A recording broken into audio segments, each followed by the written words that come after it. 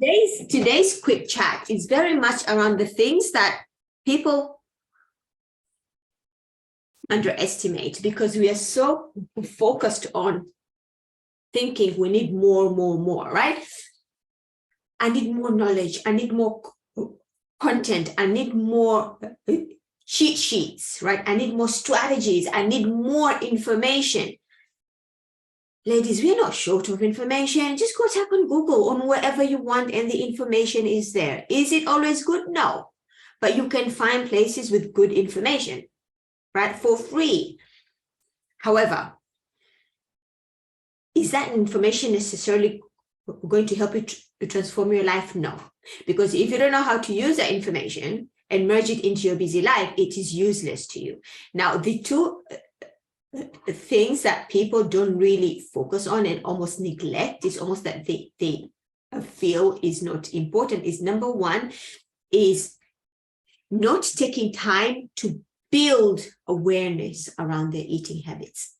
I'll give you an example. I was chatting to an amazing athlete, a single mom of one who's so amazing, right? I was chatting to her yesterday. So she just joined my program and we're at this stage where she's building awareness around her eating habits first.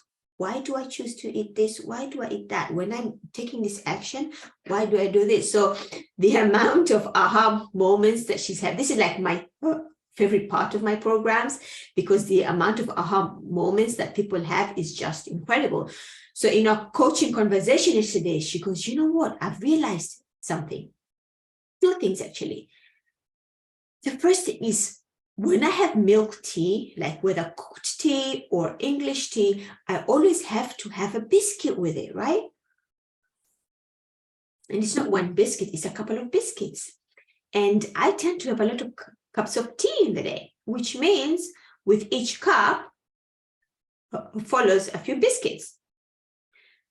But when I have green tea, my battery's about to die, but when I have green tea, which I also love, by the way, the idea of having it with a biscuit doesn't even pop in my mind. I literally just have green tea on its own, without sugar, without honey, just in itself, and I really enjoy it. But when I have milk tea, I need to have a biscuit. I was like, that's really interesting. Why do you think that is? She goes, I don't know. It's because I've always had it. It's always been like that at home and environment and culture. I'm like, yeah, absolutely. Usually for the most of us, when you think tea, you think biscuit, right? You can't think tea on its own. You think tea, you think biscuit, you think tea, you think cake, you think tea, you think kebab or something like that, right? So that's an ingrained habit. On the other end of the scale is when you think green tea, first of all, you already think, okay, green tea is probably not going to taste very nice with biscuits. So that's probably why you don't have it. Another thing is subconsciously, you're already perceiving green tea as a healthy thing, right?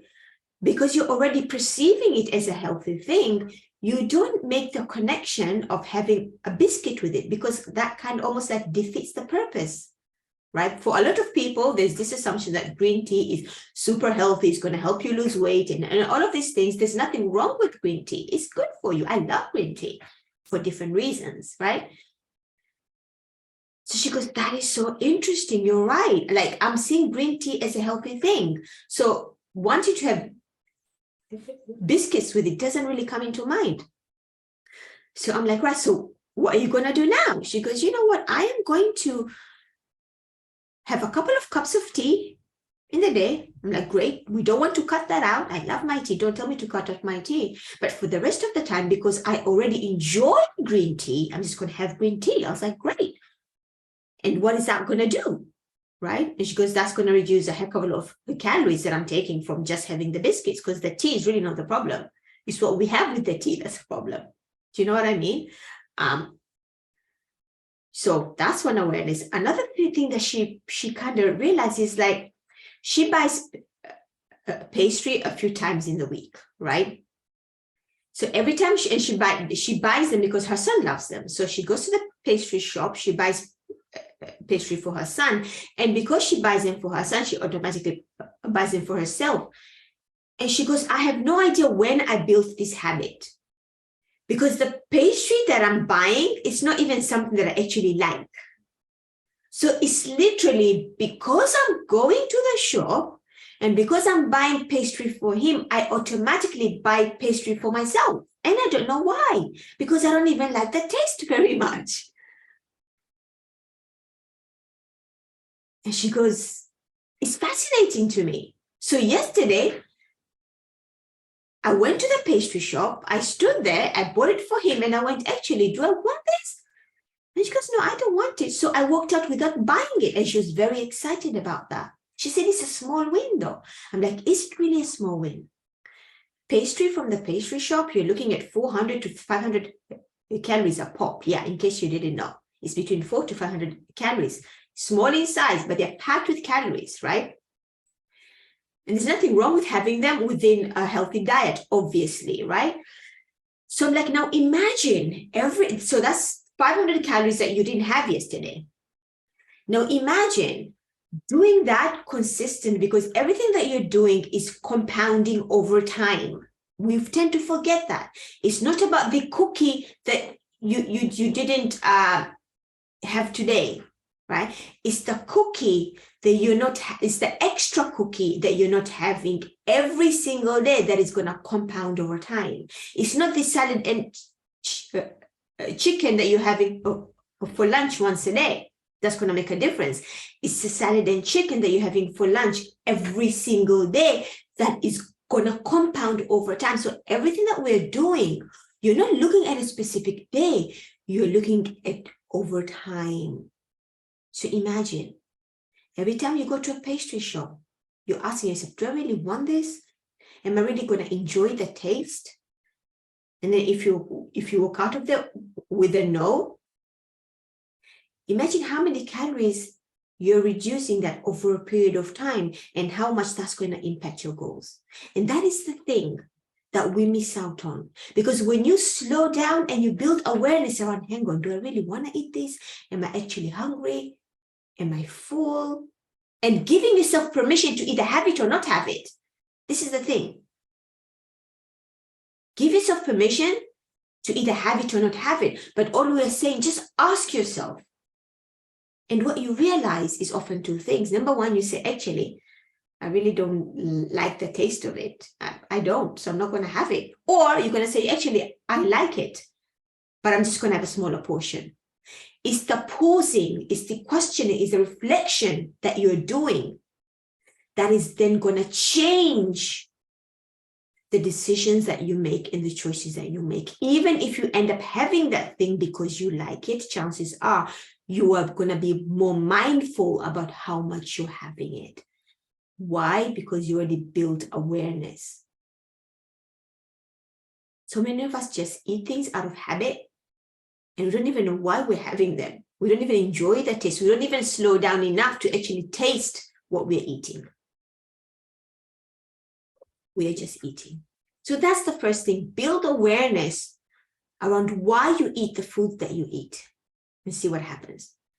Another thing that people miss out on is surrounding themselves in environments that can really impact their decisions. You can't want to stay warm but live in the fridge. Not going to happen. I repeat that. You cannot want to stay warm but live in the fridge. It doesn't work. Wherever you want to achieve in life, surround yourself with people who are aligned to your goals. Imagine this. You are trying to be healthy and fit and make better decisions and all of these things, but everybody around you is going, oh, why are you eating this? Just eat that. Oh, stop being on a diet. Why do you need to lose weight? And all of these things, right? And at the same time, what you're trying to do is hard. Remember, your mind is going to fight. Your mind is going, oh, come on, Yusra, you know you want to have that whole cake. Come on, you always do this and all of these things. So now you're fighting your environment, your external stimulus, and at the same time, you're fighting your internal stimulus, your mind. Your mind is telling you, because remember, your mind wants to keep you safe and comfortable and all those beautiful things, right? This is again why people start and stop. So now you're fighting two different things. You're fighting your environment because it's telling you to do what you continue to do, and that you really can't do this. You've tried programs before. What makes you think this program is going to be any different? What makes you think you're going to lose weight?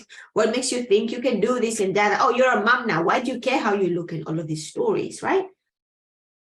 And then at the same time, your mind is telling you the same thing. Come on, we don't like this change. This change is too hard. Like, you've tried this before. Why? What makes you think you can do it? Just go sit down and watch Netflix. Why do you need to exercise? I mean, you're going to exercise only for 5 minutes. Is 5 minutes really going to make a difference? Come on, let's sit down and have a cookie. You can start tomorrow. Yeah.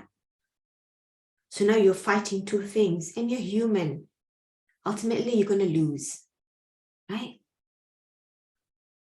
Now, what being in an environment that is supportive of your goals is, what it does is, now you're only fighting one thing.